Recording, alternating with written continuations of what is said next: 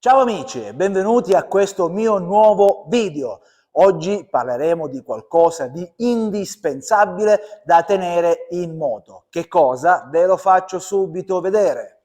Allora, io lo tengo sempre nel mio bagagliaio ed eccolo qua, kit di primo soccorso.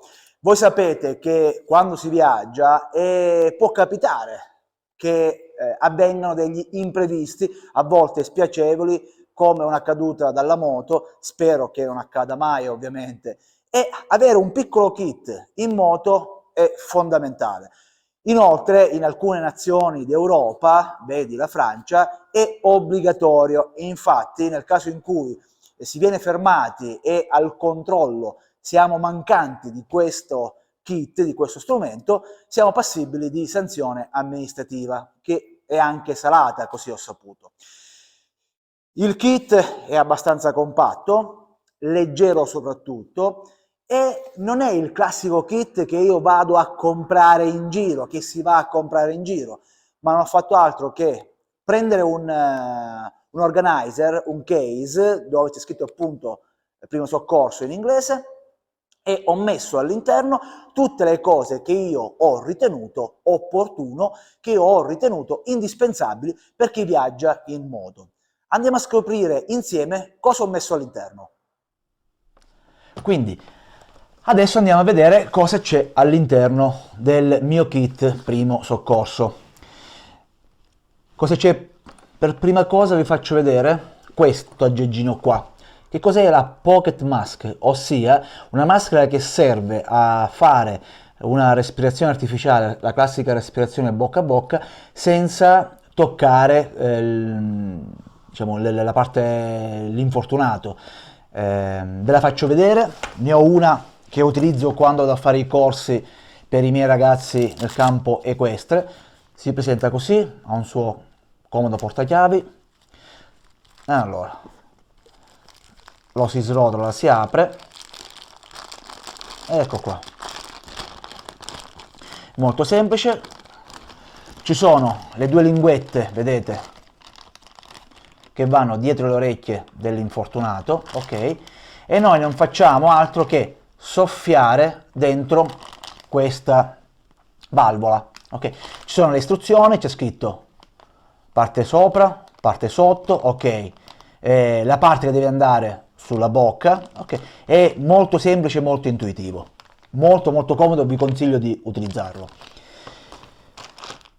Prima di continuare, prima di aprire il mio kit, mi sono ricordato di dirvi una cosa molto importante: non c'è un kit specifico, cosa ci dobbiamo portare in maniera obbligatoria. Io il kit me lo sono costruito perché in base alla mia esperienza fatta in trekking a cavallo, in lunghi trekking a cavallo, dove mi trovavo in situazioni diciamo lontane dalla vita normale, lontano dai centri urbani, quindi era molto importante per me e per le persone che accompagnavo avere qualcosa di utile per per quel momento e soprattutto di leggero. Andavo a cavallo, quindi i pesi sono molto importanti e non ho fatto altro che trasferire la mia esperienza nel campo equestre per quanto riguarda il kit al discorso delle moto. Bene, prima di aprirlo un'altra volta vi faccio vedere un'altra cosa che porto, non ci entra qua dentro ma lo tengo sempre dietro, è una stecca, serve per steccare eventuali fratture.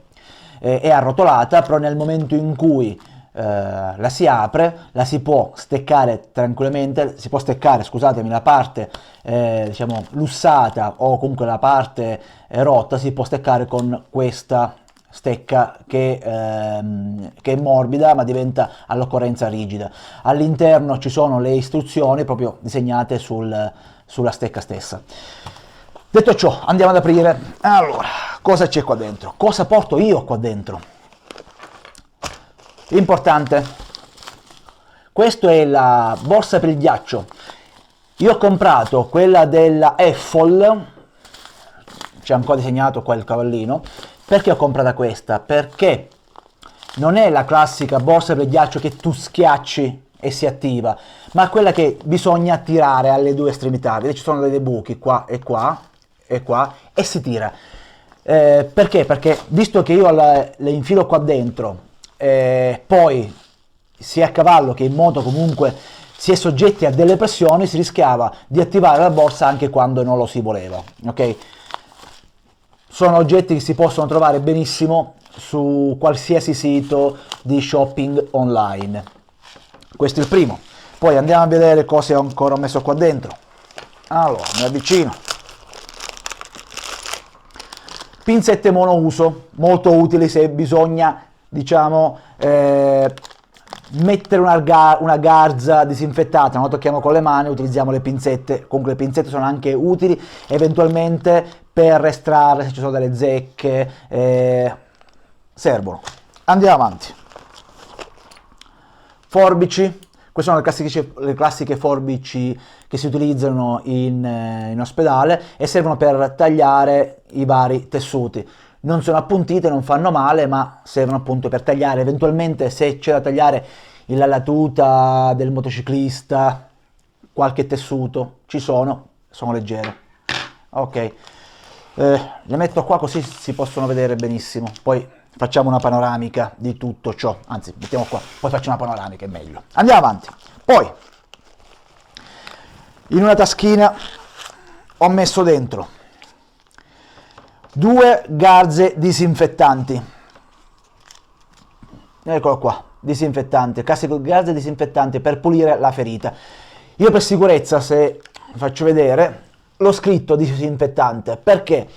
Perché magari non sono solo, in quel momento c'è un assistente, qualcuno che mi dà una mano, dico vammi a prendere il disinfettante, non mi ricordo la marca, io l'ho scritto e il ragazzo o chi è vicino a me trova scritto disinfettante ed è subito comodo da prendere. Poi, queste sono le salviette per pulire la ferita, ok? Servono quando la ferita è sporca e c'è chiamiamolo così, del fango, della terra, per pulire, ok? Quindi si utilizzano prima le salviettine per pulire la ferita e poi disinfettiamo. Andiamo avanti. Sembra strano, ma questo è sempre meglio portarle. Iniziamo da questa qua. Ammoniaca. Sono delle salviettine in ammoniaca che servono per le varie punture di insetto, punture in generale, le ortiche. Ammoniaca serve. E infatti c'è scritto qua ape, ortica, medusa. La portiamo dietro, non si sa mai. Pesa poco. Poi, questo invece è il fiammetta, si chiama fiammetta burn gel. Praticamente serve per le ustioni. A volte capita, ho toccato la marmitta, era bollente, mi sono ustionato. Mettiamo sto gel qua immediatamente e siamo a posto. Ovviamente mettiamo questo ed è un sollievo immediato. Andiamo avanti, altro scompartimento.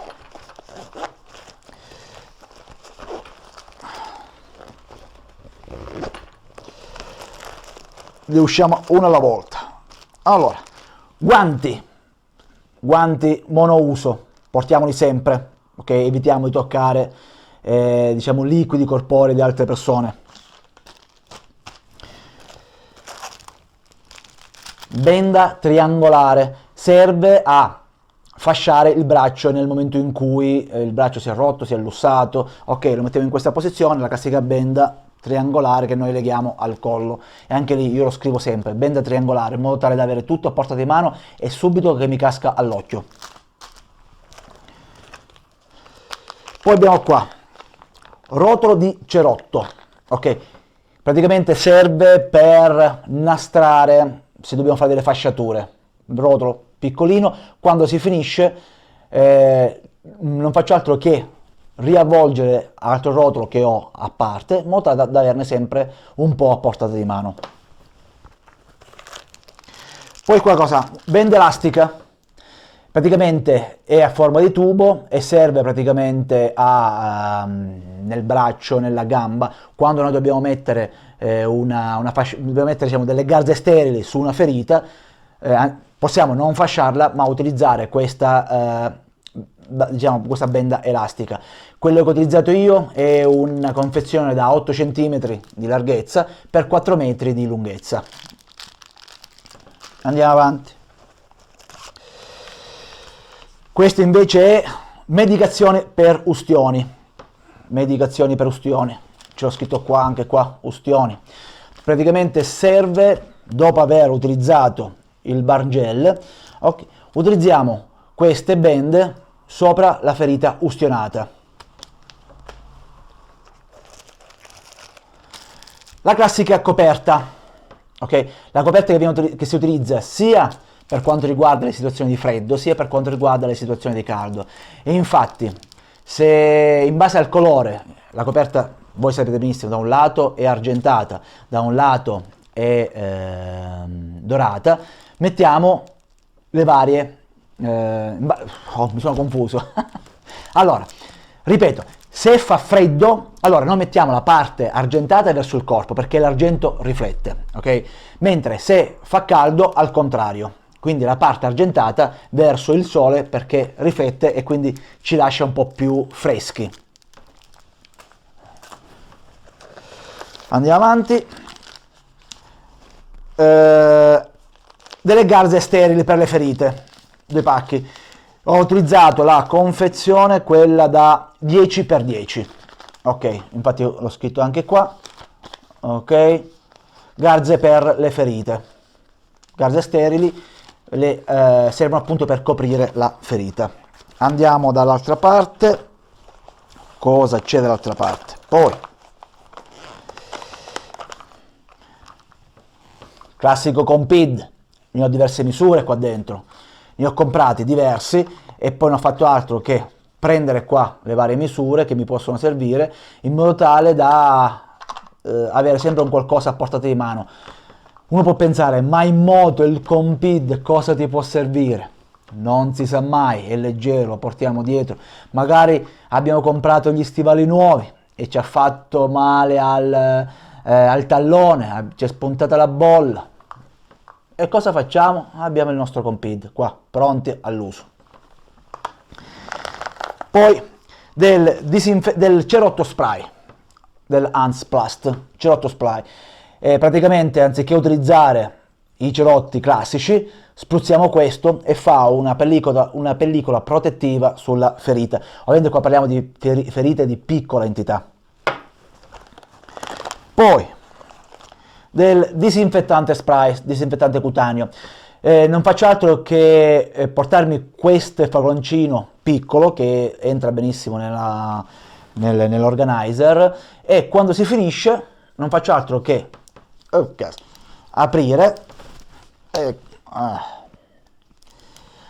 ecco qua è un po' duro, aprire, riempirlo di nuovo di disinfettante e ce l'ho sempre a portata di mano.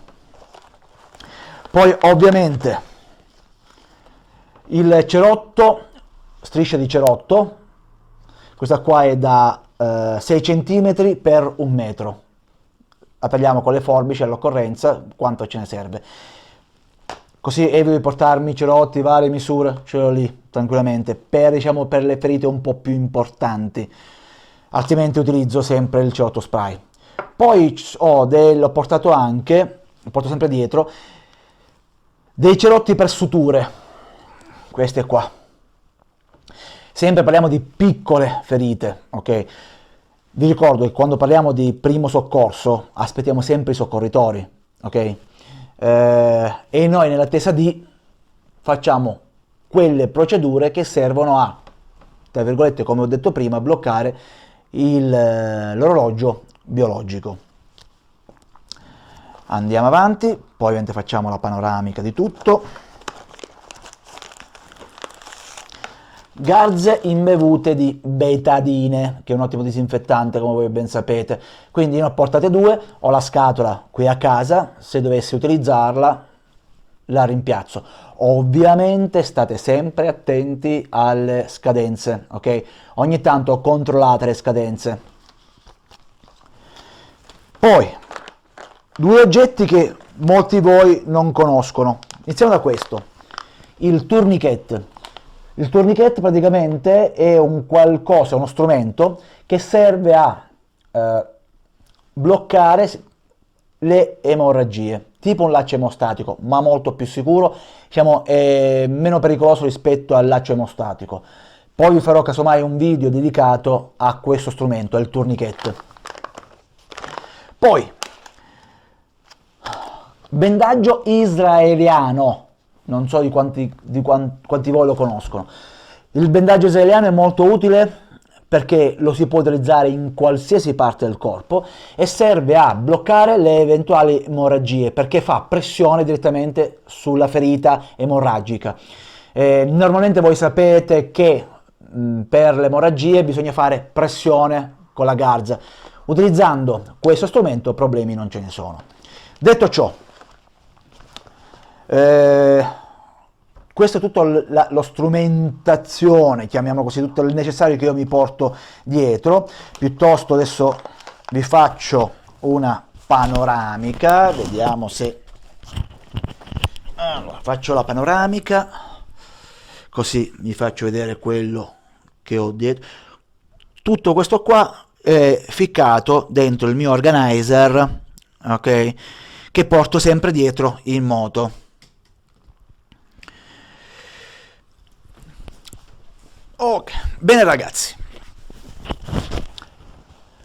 spero che il video vi sia piaciuto. Se ci sono altri consigli scrivetelo nei commenti. Ripeto e ribadisco, questo non è quello che voi dovete portare, ma questo è quello che porto io, ok? Quindi il mio è un consiglio, un suggerimento. Quindi dicevo, quello che porto io quando esco in moto, e sono le cose che a mio avviso possono servire durante delle escursioni. Ma sicuramente qualcuno di voi porterà qualche altra cosa in più, qualcuno porterà qualche altra cosa in meno, ma sicuramente sotto questo punto di vista diamoci dei consigli. Magari nei commenti mi potrete dire: Salvo, porta anche questo che può servire. Benissimo, ditemelo, non c'è un problema. Se il video vi è piaciuto, cliccate sul like. Il like è il pollicione che vedete qui in basso, il pollicione verso l'alto. Se vi è piaciuto, oltre a mettere il like, condividete il mio video, e se vi va iscrivetevi anche al mio canale. Come fare? Molto semplice, cliccate qua sotto sulla parola scritta in rosso iscriviti, poi sulla campanella cliccate per avere le notifiche per tutti i video che io farò in futuro. Detto ciò, concludo come al solito. Casco in testa sempre e ben allacciato, luci accese anche di giorno e prudenza sempre alla guida. Ciao ragazzi e al prossimo video!